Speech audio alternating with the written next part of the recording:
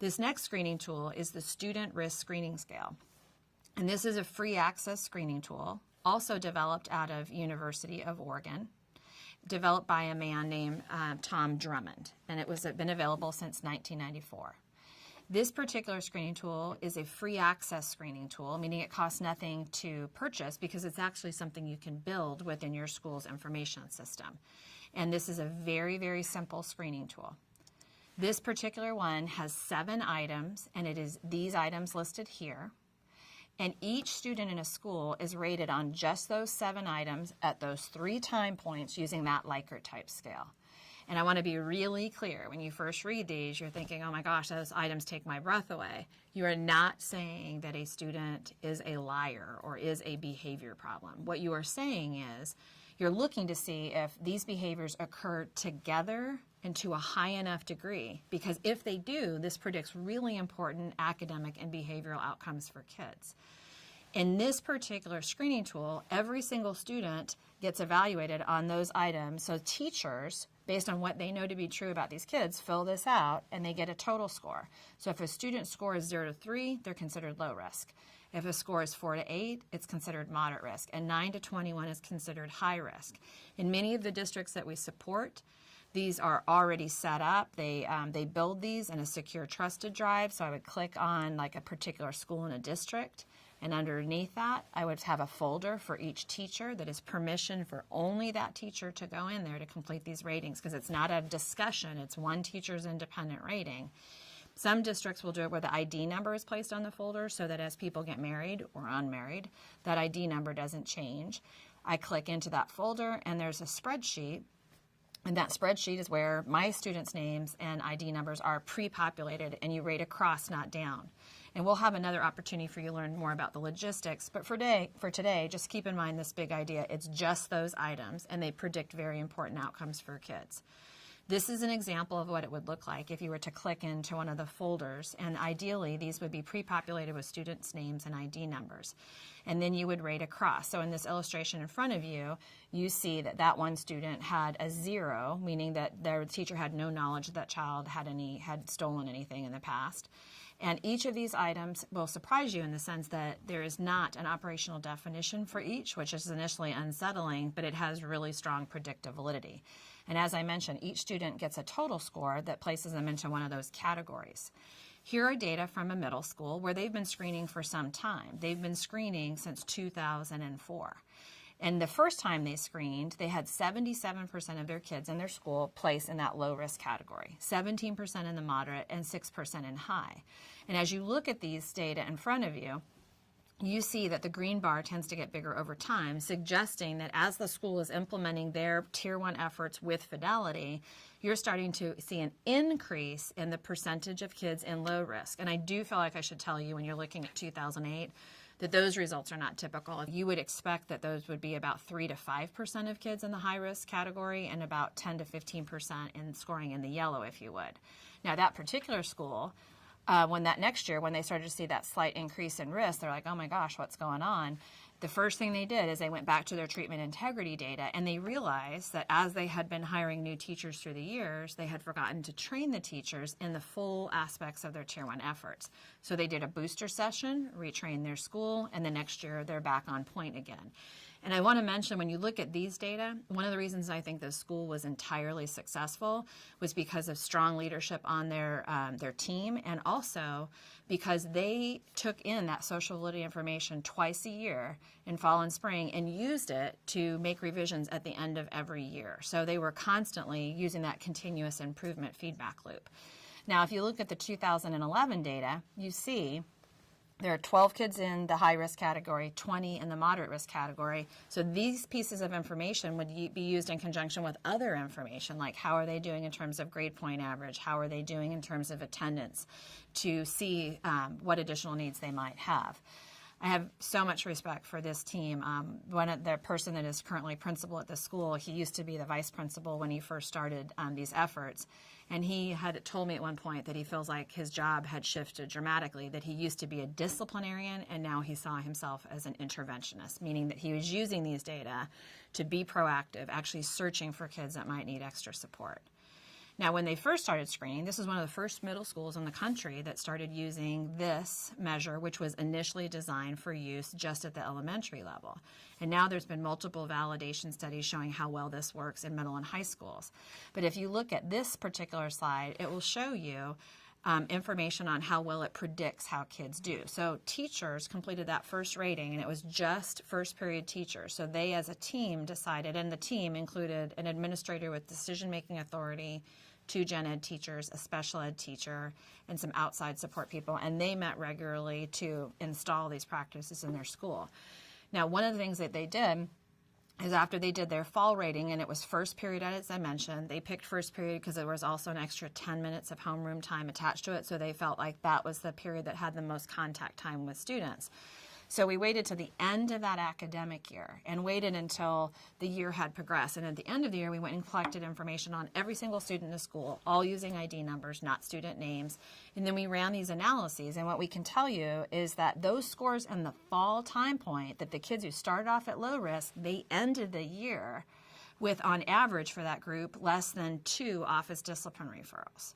The kids at the beginning of the year who start off in the moderate risk category actually earned 5 office discipline referrals. And the kids that started off the year in the high risk category actually earned on average 8 office discipline referrals. So that information on screening actually predicted how well those kids did that year in terms of earning office discipline referrals.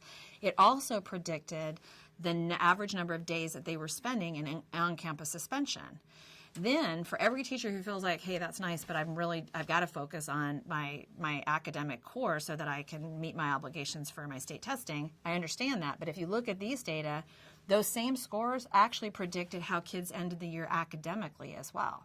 So, for example, looking at this, the kids in the low-risk group ended the year with a 3.35 grade point average. And the students in the moderate and high-risk categories had GPAs of 2.63 and 2.32. And there's no statistically significant differences between those means, which means that any sign of risk at the beginning of the year is jeopardizing kids academically, so we need to intervene.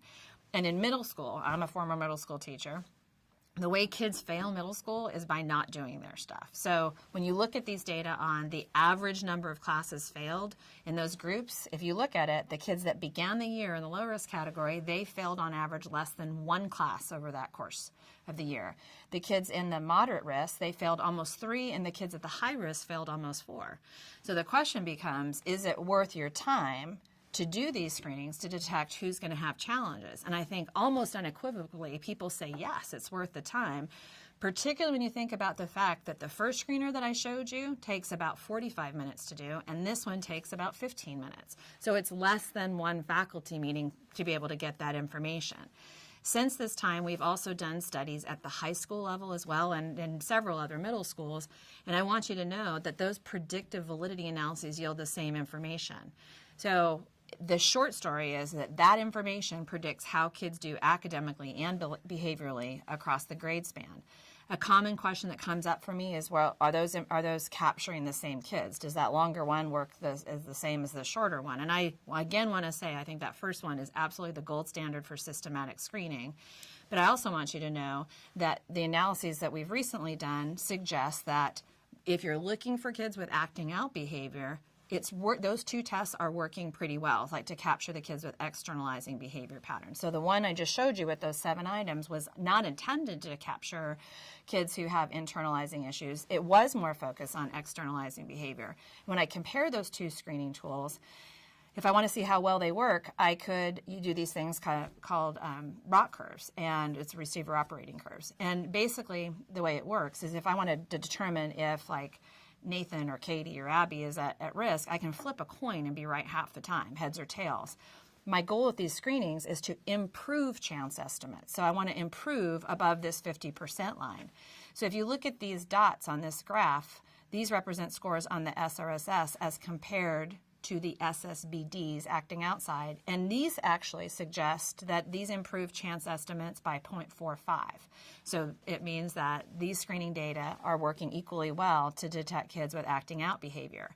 Surprisingly, although it wasn't intended to do so, those original 7 items were also actually doing a fairly decent job of capturing kids who have internalizing issues, and it improved chance estimates by 30%. Perfect prediction would have been falling in this entire box.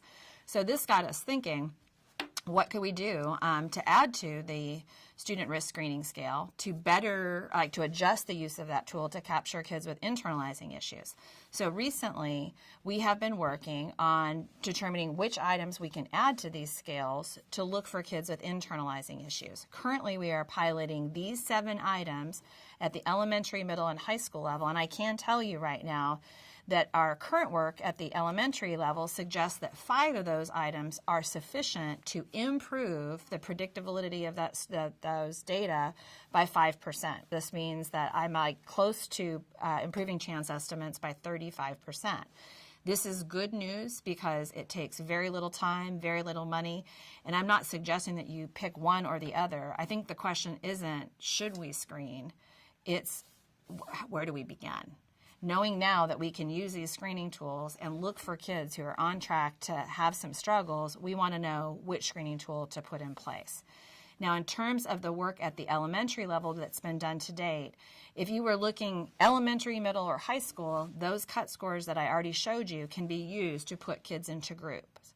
So if you look 0 to 3, low risk, 4 to 8, moderate risk, 9 to 21, high risk. And we've also learned right now that of those 5 items that work for internalizing issues at the elementary level, these are the cut scores. And these are preliminary in nature. We have 1 study published on this, and we encourage additional inquiry in this area.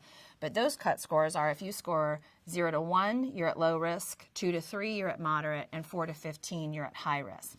And the reason why this is important is because now we can look to see how kids are performing.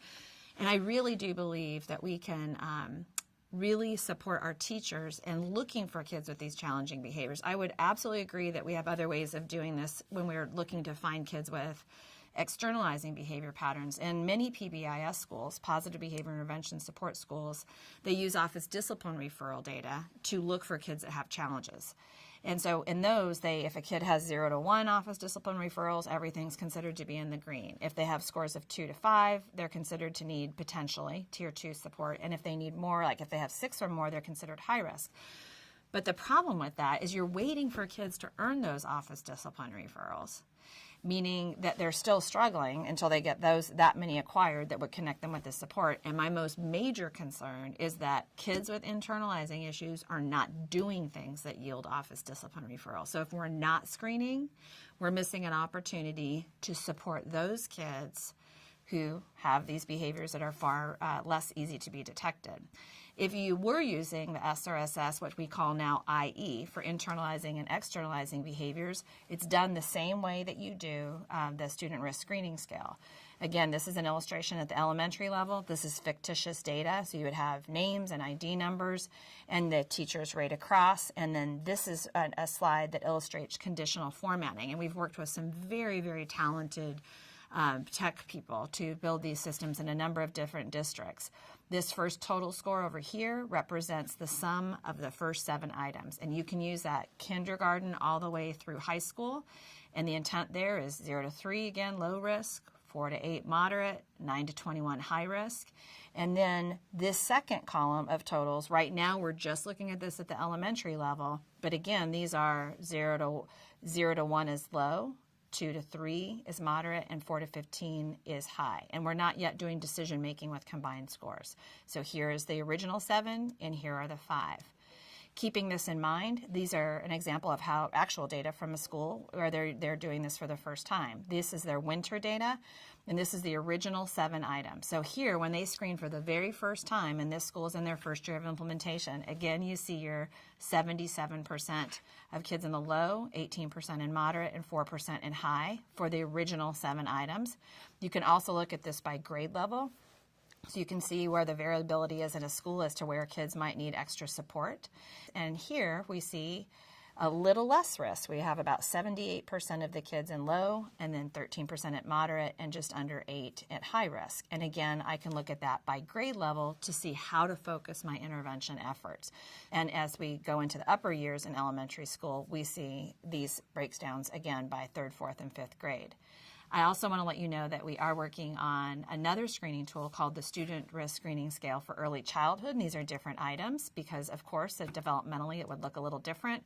And you're more than welcome to read about that in this article published in Topics in Early Childhood Special Education. So if you are with somebody right now, we're going to encourage you to take the next 5 minutes to just take a pause and think through the idea of how to integrate screening into your tiered system of support. If you're by yourself, we encourage you just to jot down a few notes and the remaining questions that you might have regarding systematic screening, and we'll catch you back in just a few minutes. I hope you had a good conversation, or at least had a chance to jot down some notes. And I want to again reiterate that we just went over 2 screening tools. One was the systematic screening for behavior disorders, and that is produced by Hill Walker, Herb Severson, and Ed Feel, and they are from the University of Oregon. The second one was from the Student Risk Screening Scale by Drummond, and that's the free access one I was talking about. Both of those, I think, are strong screening tools, but they're definitely not the only one. For information on the SSBD, the first one I mentioned, I encourage you to log online and get that. I highly recommend that you explore these different options for systematic screening, and at the end, we'll walk through a little decision-making guide to help focus your searching as you're picking a screening tool.